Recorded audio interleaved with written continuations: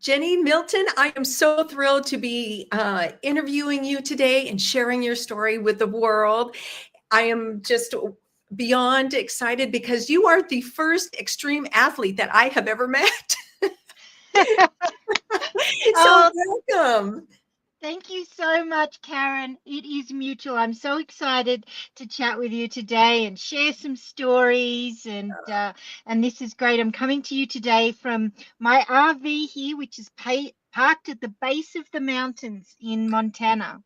Oh my goodness. So yeah, I'm going to just say a little bit about you because I was reading your bio, but a snow kite coach. So girls, if you don't know what that is, it doesn't mean that you're out flying a kite in the snow. You are actually flying with the kite out in the snow. And as an extreme athlete, what a thrill that must be. And Jennie, you are a author, speaker. You help people overcome fears and challenges with techniques of extreme sports athletes. My goodness, what does that I mean, that is just, it sounds like thrilling, scaring, and that's why they probably call you AdrenaJen. That's exactly right, Karen. The nickname AdrenaJen has been with me for over 30 years because I've been into sports my whole life. In fact, my mum and dad owned a sports store in Australia from the time I was born. So it's all my brother and I knew is every day after school we'd get the bus and we'd go into the store, and mum and dad would have different jobs for us to do, and we were lucky enough to get into all different sports. I mean, we would ski in the winter, we would sail and windsurf in the summer, and every few months a new sport would come in. So we were riding skateboards and rollerblades and BMX and any sport that came in and out of fashion during the 80s, 90s, 2000s. My brother and I were lucky enough to get into them. So this has just been my life. My whole life has always been into different sports. Yeah, and so it's not just a hobby. This was became your career and your profession also, right? Right. So mum and dad had the ski shop, sports store. And then when I was about 18 or 19 years old, snowboards were becoming popular. But the skiers and the snowboarders didn't get along. Oh, And so it was impossible to put the snowboards in the ski shop. And also the skateboarders and the rollerbladers and all the sort of young people sports, we made a decision that we would open a separate store. And I was about 18 or 19, so it was the perfect age for me to start running my own store, and I got a lot of say on how it should look and what to call it, and of course I called it Adrenaline Sports. And I was oh, Jennie from Adrenaline Sports, which became AdrenaJen. So it became my business from a very young age in terms of retail in the sports and ski industry. And then as I kind of changed careers along the way. I've been a ski instructor, a backcountry guide. I'm a certified kiteboarding instructor, and as you mentioned, I love to teach people to snow kite. And just to give you a little bit of an idea what that is, because it's a very niche sport. Snow kiting is like the winter version of kiteboarding. Many people have seen kiteboarding out on the water where you're flying a kite with a board on, and some people jump, and some people ride waves, and some people ride hydrofoils.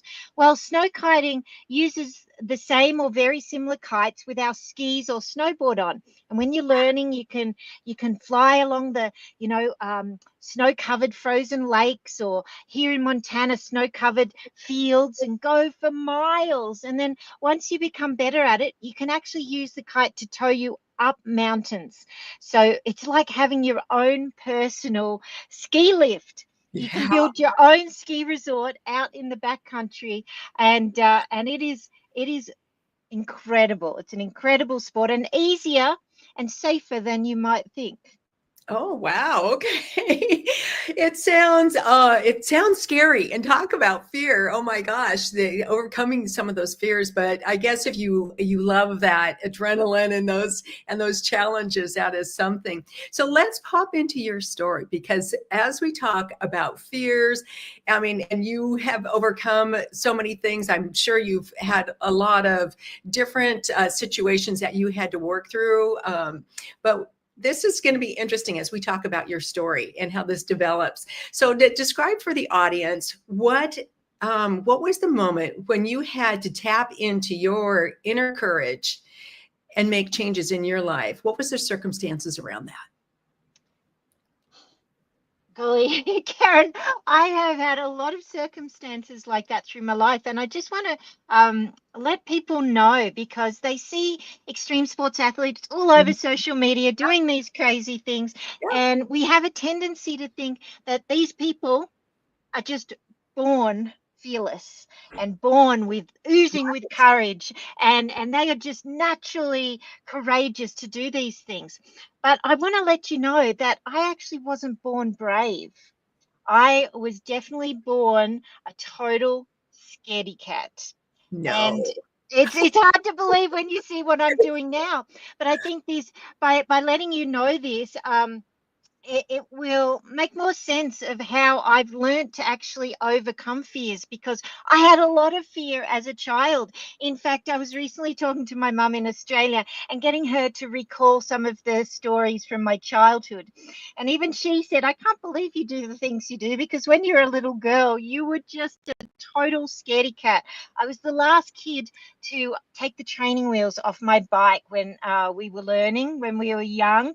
Yeah. We had all these kids on the street, and she reminded me of my dad. He was getting very frustrated because all the other kids were already riding their bikes around, and here was Jenny still with her training wheels on.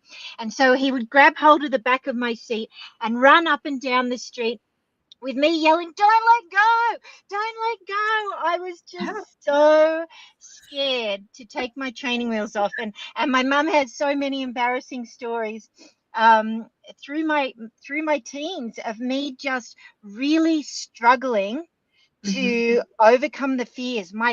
It's like my primal fear response, and I know some of you, the audience, will relate to this. My primal fear response was so strong that whenever I was scared, I instantly wanted to run away or to freeze. And so all of the challenges that I've met in my life, I really had to build my courage step by step to overcome them. It didn't come easily.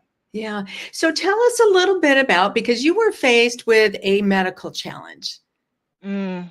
And And that sounds like, as you're an extreme sports athlete, to face something unexpected. What was that like for you? And tell us a oh little bit boy, about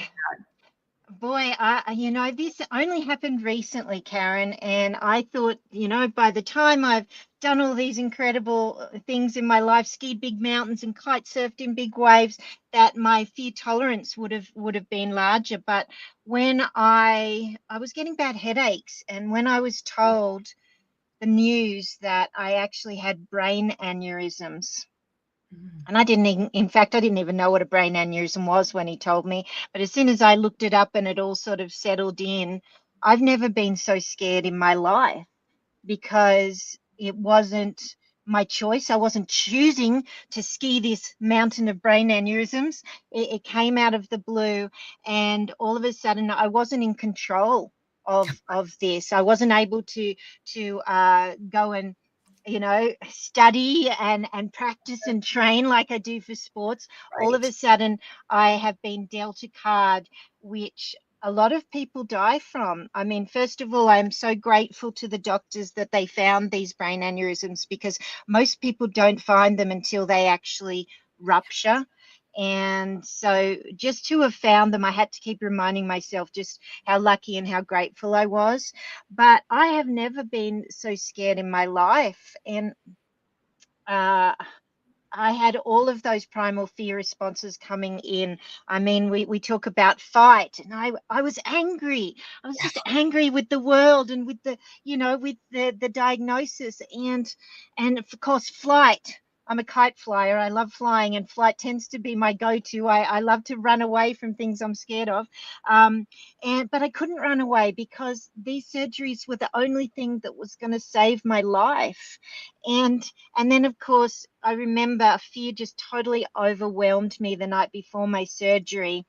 And I was lying on the bathroom floor in a puddle of my own tears, in what I'm calling freeze. I just couldn't move. So I really experienced the fight, flight, and freeze nearly all at the same time. And it was just so overwhelming. And I wasn't quite sure how to deal with it. At first the thoughts were running, the what ifs. What if I die? What if I have a stroke? What if my husband's got to care for me?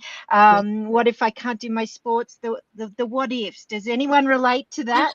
Yes, and it's funny as you're saying that too, my thought goes to, here you are, this extreme sports athlete, and even surviving. What does that look like afterwards? Will you be able? I mean, because as far as I know about aneurysms, were there going to be precautions that you have to take? What was life going to look like afterwards? Yeah, Karen, I used to think that grieving was something that we did when somebody died. But all of a sudden, I felt grief in a whole new way. And I was grieving my life as I knew it. I was grieving my dreams. I mean, I was training with a group of women to cross Greenland by kite, which is an incredible, major, major extreme dream and goal in my life. And we were filming a documentary. And so I had big dreams, big goals. And I was grieving all of them because I didn't know what the outcome was going to be. And I think especially, AdrenaJen wouldn't be this scared. Could I still be AdrenaJen if I wasn't doing my extreme sports? It was really a huge identity crisis, and I was grieving my life as I knew it for a long time. Oh my gosh. And I know you wrote, because you have also written your story, and we have it here at Fave, which is just absolutely amazing. But one of the things you wrote is, if I can't be who I was, who do I choose to become? That was Wow. a really big one for me. And I think as an athletes, we need to have goals. That's Yeah. why we all have competitions. We need to have a goal. We're competing in something, and we're striving for that. And so as soon as those dreams and goals felt like they'd been taken away, I needed a new goal. And who was I going to be, and what was I going to do, and how was I going to pivot my passions in order to be proud of myself in this new role. Yeah. And so was there a aha moment, a pivot moment? Because here you are, you're going through this, you're having surgery, you're grieving, you're having an identity crisis, which, a lot of those things a lot of women can relate to in their own situation. So was there a moment that you went, okay, I gotta make some changes. I'm going to maybe a mental shift, an emotional shift, or action. So was there something that kind of was at that pivot point? Yeah, there were two pivot points I'll share with you. One was before my surgery, when I realized just how scared I was. And I was thinking to myself, now I've got a huge amount of experience dealing with scary things. I Yeah. mean, I've actually been caught in an avalanche, charged by a polar bear, skied huge big mountains. I've watched people fall into crevasses. I mean, I've had some really scary experiences in my life. And so I'd like to consider myself as having a high fear tolerance, and being able to just call on courage when I need it. But Yeah. when I was that scared, I thought to myself, boy, how do other people get through this if without my experience? If I'm struggling this month with my experience, how can they get through this? And I felt a lot of empathy for other people going through it. And that was my first moment that really started to switch something. That Mm. I'd already been teaching a lot of women how to overcome their fears and find courage in sports. And so I already had that passion for wanting to help people overcome fears. And all of a sudden I realized, wow, this is a huge fear that I hadn't considered before that people really need help with. And then the aha moment was when I woke up in ICU. And first of all, I woke up, I was grateful to be alive. And it was a very spiritual moment for me. And I just felt like that God, the universe had saved me. And there must be a reason. I must have some sort of job to do, was what it felt like, a calling. People call it a calling. And I really felt that deep inside my heart. My husband came in and gave me a kiss on the cheek, and he handed me something so special. Um, he handed me a kite, believe it or not, the world's smallest kite. And it was made out of tissue paper and toothpicks. So it was very, very small. And I was able to fly that kite above my head while I still had tubes in my arms. The machine was still beeping. I had tears on my face. But he knew that flying a kite would bring me joy. And it did. It made me smile. And that spark of joy that I felt flying that kite made me realize I'm still here. I still have purpose. And my brain was going through this whole process, and I was remembering a lot of the self-development tools that I'd learned. And all of a sudden Tony Robbins' voice came in my head, and he had asked us in training once, is there more knowledge in a library or a graveyard? Now, pretty much everybody in this training said graveyard in the chat, because so many people take their knowledge and their lessons they've learned through life to the graveyard and they don't share them.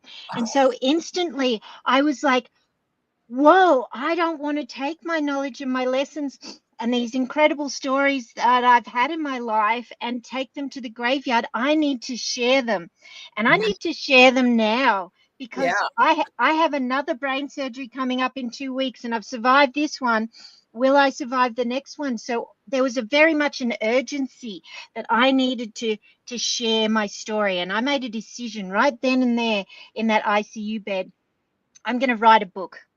I'm going to share my stories in as many places I can. I'm going to speak on the stage. I'm going to speak on podcasts. I'm going to share my stories so that people who need them can find them.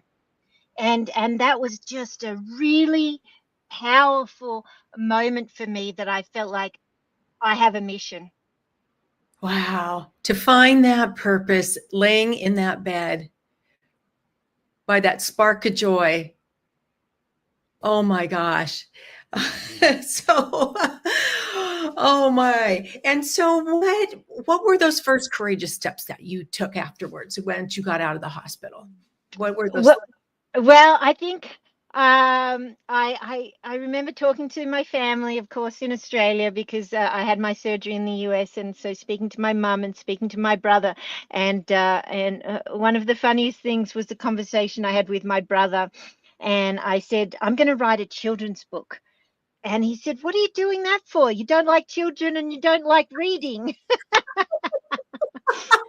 So that tells you a little bit about, I don't have my own children, and I'm not the biggest reader. I'd much rather go outside for a walk. And so this was very, very unusual for me to all of a sudden have something like writing a book as a dream. And I also, of course, like all of us, our old belief systems coming in, how can I write a book? I didn't do that well at English at school. I don't read a lot, how am I going to write a book? And I remember waking up one morning, before I'd gone to sleep, I'd had a conversation with my mum, and my grandma's 100th birthday was coming up. And we'd been discussing, what are we going to get Gran for her birthday? Mhm. and nothing just seemed like it was special enough for someone who's turning 100 years old. Oh, And yeah. so I woke up the next morning and I had this clarity in my brain. I'm going to write a children's book, because that didn't feel overwhelming to me. I felt like I could write in the age of an 8-year-old, and I love art and illustrations, so I'd get to work with an illustrator, which would be amazing. And the really special part was that I was going to dedicate this book to my grandma for her 100th birthday. And her birthday was coming up only in a couple of months. So it really brought urgency that I couldn't, be one of those authors that just took years to write books. I had to have it done. Yeah, And so I, there's that goal-oriented athlete right there, putting it into practice. yeah, so that happened very quickly. I remember that before my surgery, I'd been looking for a story of hope, and I was looking for athletes who got back to their sport. Of course, I didn't want to give up my sport, as you can imagine. And so I was trying to figure out, was it possible after brain aneurysm surgeries to get back to my sport? And I searched long and hard for a story, and I couldn't find one at first, and I jumped into Facebook groups of other brain aneurysm surgery survivors, and I would put in a message, hey, any skiers in the group? Has anyone gotten back to skiing or kiteboarding? And the reactions I had was, oh no, you've got to give that up. And so I had all these people telling me what I didn't want to hear. Yeah. But I did not give up, because I remember that not long after that, I found a story, and it was a blog from about 20 years ago. It wasn't the recent, modern social media. I found a blog, and it was of a guy in Colorado who had a very similar surgery to myself, and he was a passionate skier. And after his surgery, probably 6 to 12 months after, he was able to skin up this mountain. And he talked about the moment on the summit and how wonderful it was, and he got to ski back Mhm. down. And Wow. that one story, I went, that's it. That's all I need. If that guy can do it, I can do it too. And it's so wonderful to find somebody who's an example to us, that has been there before us, and I'd found that, so I needed to do that too. Yes. And and going back to sharing your story, that's why you share your story. Somebody else is seeking that hope, that little bit of that little nugget that can maybe get them up out of that hospital bed or get them back. No, I do have purpose. And I love how you said that too, because it's not about necessarily the do. It's not that, oh, I can go skiing again. It's that mindset of I will have a purpose to do something else. And whether it's that children's book, I love how you then expanded your world to just not just share your story like here on podcasts, but to share your story in the books to the littles, to give that little bit of hope. Then to have all these obstacles in our way, but to keep overcoming. And I love how you overcome. What I got out of that was you said you kept seeking. You kept seeking so you can move forward. Yeah. I love Yeah. that. Wow. And so what were some of the lessons that you learned along the way?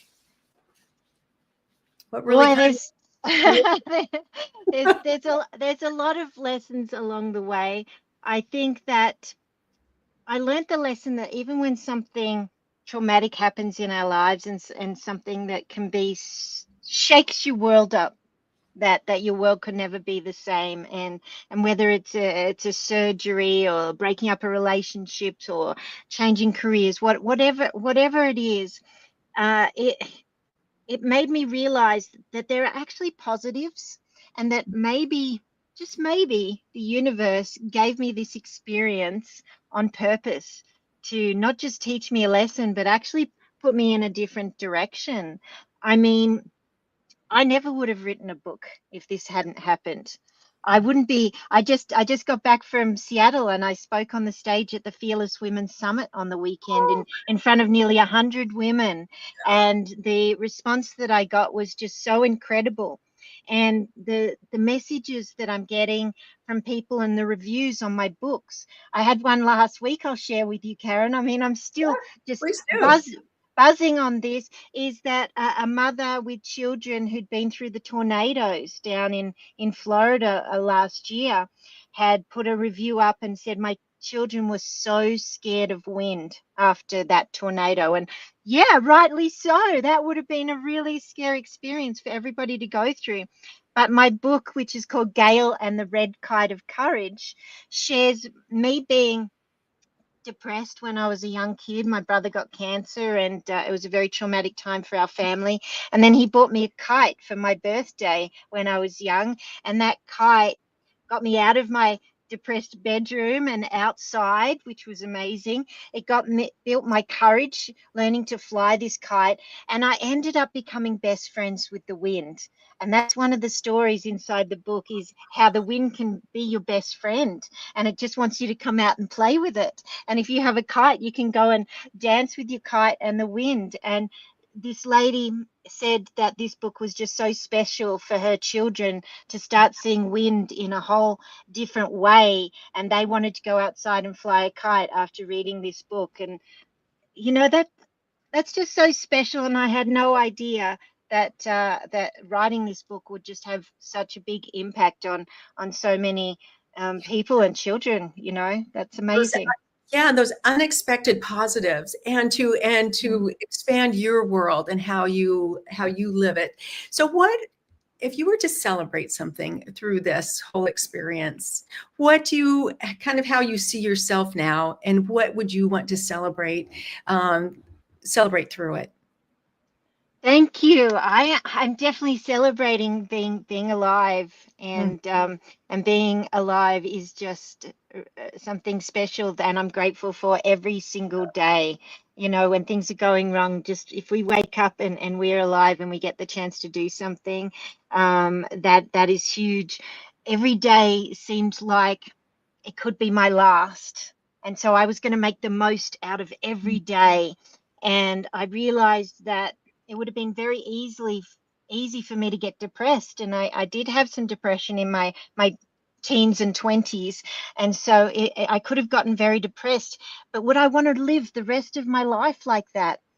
No. So I think that what I've taken from this is the ability to be able to keep a positive attitude, and to be just so grateful for the little things in life now, that that is just a really incredible place in my life that I've gotten to in terms of my mindset and the way that I look at life now, yeah, and the ability to give back. There's a saying that I love to say, and that is, after a setback, it's really important that we lay back, and that's the healing process.